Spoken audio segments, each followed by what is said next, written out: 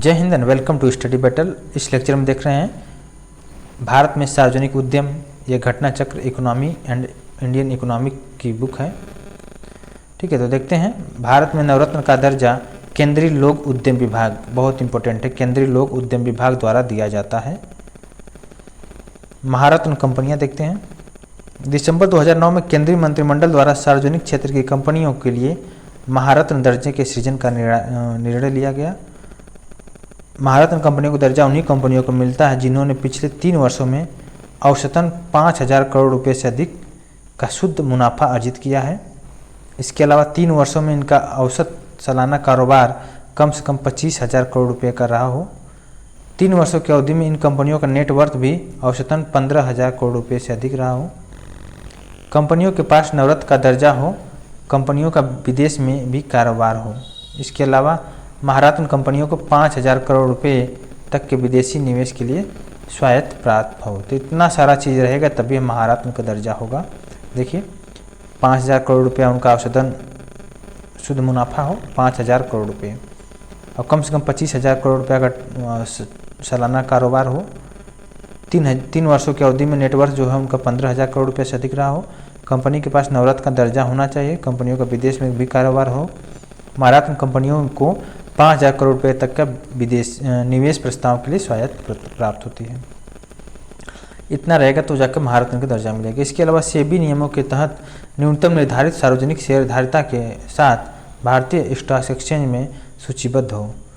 देखिए नवंबर 2021 तक 11 सार्वजनिक उपक्रमों को महारत्न का दर्जा दिया जा चुका है। इसका विवरण निम्न सारणी में है। देखिए भारत की महारत्न कंपनियां कौन कौन सी हैं?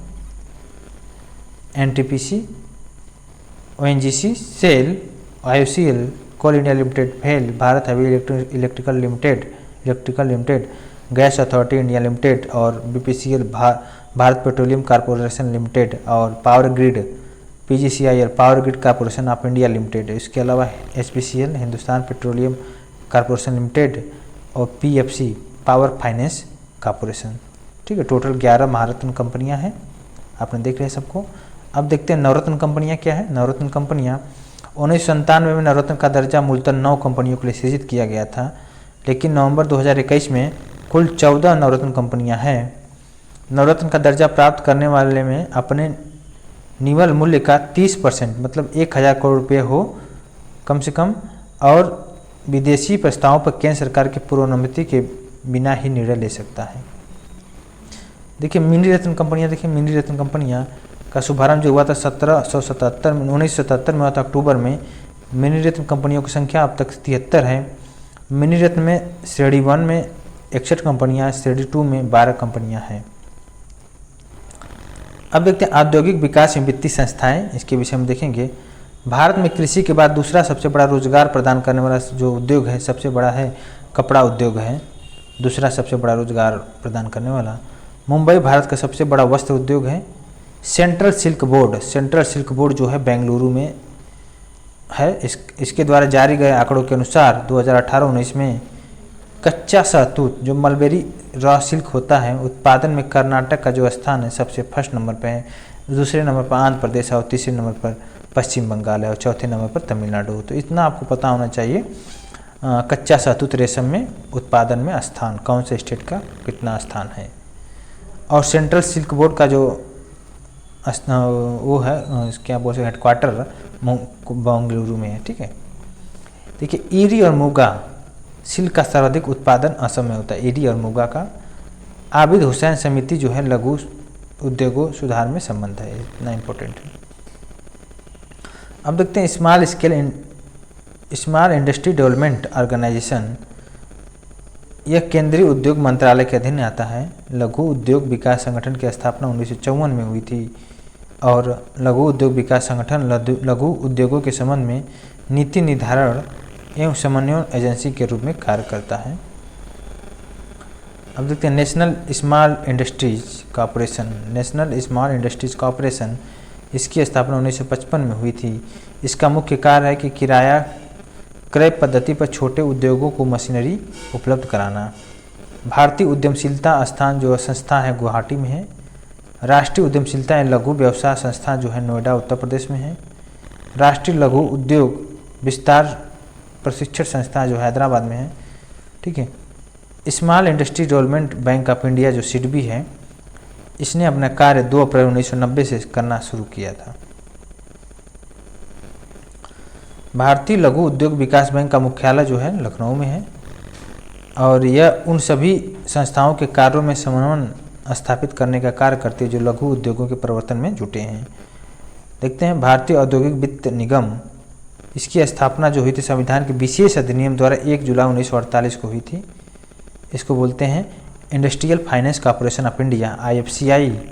इसका उद्देश्य है कि निजी और सहकारी क्षेत्र के उद्यमों को दीर्घकालीन व मध्यकालीन साख उपलब्ध कराना।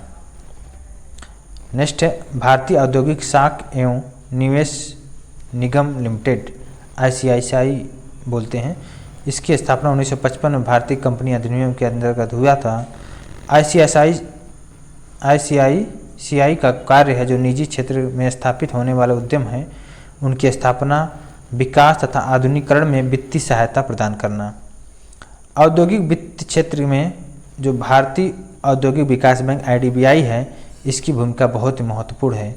1964 में इसकी स्थापना हुआ था और 1987 में औद्योगिक वित्तीय पुनर्निर्माण बोर्ड का गठन किया गया इसके पुनरुत्थान के लिए, ठीक है। डिसइन्वेस्टमेंट क्या होता है? इसका अर्थ होता है उद्योगों में सरकारी भागीदारी को कम करना, घटाना। मतलब सरकार द्वारा कोई संचालित कंपनी बोल सकते हैं अगर उसमें है तो उसमें से सरकार अपना पैसा घटाएगी और प्राइवेट प्लेयर को उसमें लाने की कोशिश करेगी, ठीक है। 1996 में विनिवेश मुद्दे पर समीक्षा, सुझाव तथा विनियमन के लिए विनिवेश कमीशन का गठन किया गया जिसके अध्यक्ष थे V रामकृष्ण थे। रुग्ण औद्योगिक इकाइयों के विस्थापित श्रमिकों की सहायता तथा पुनर्स्थान के लिए 1992 में राष्ट्रीय नवीकरण निधि की स्थापना की गई। अब देखते हैं मेक इन इंडिया प्रोग्राम। देश को विश्व का पसंदीदा मैन्युफैक्चरिंग हब बनाकर औद्योगिक विकास की गति तेज करने के लिए मेक इन इंडिया कार्यक्रम की शुरुआत जो है प्रधानमंत्री नरेंद्र मोदी जी ने किया था, जो 25 सितंबर 2014 को किया था, ठीक है। मेक इन इंडिया का जो लक्ष्य है वर्ष 2022 तक जो GDP है सकल घरेलू उत्पाद में विनिर्माण मैन्युफैक्चरिंग क्षेत्र की हिस्सेदारी उनको 25% करना है और 2022 तक 100 मिलियन अतिरिक्त रोजगार के अवसरों का सृजन करना इसका लक्ष्य है। मेक इन इंडिया का प्रतीक जो है शेर है, प्रतीक उपकरणों से निर्मित शेर है। भारत में बैंकिंग क्षेत्र का उद्भव में विकास देखते हैं।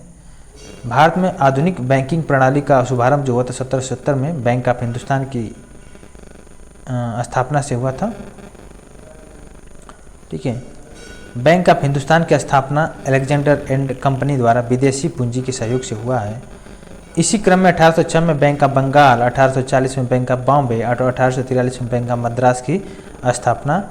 इन बैंकों को क्या बोला गया? प्रेसिडेंसी बैंक कहा जाता है।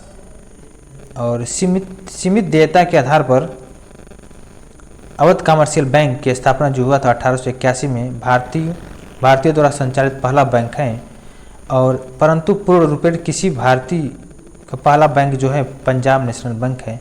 इसकी स्थापना 1894 में हुआ था, ठीक है। तो इस लेक्चर को बस इतना ही रखते हैं, नेक्स्ट में देखेंगे reserve bank of India. Thank you so much.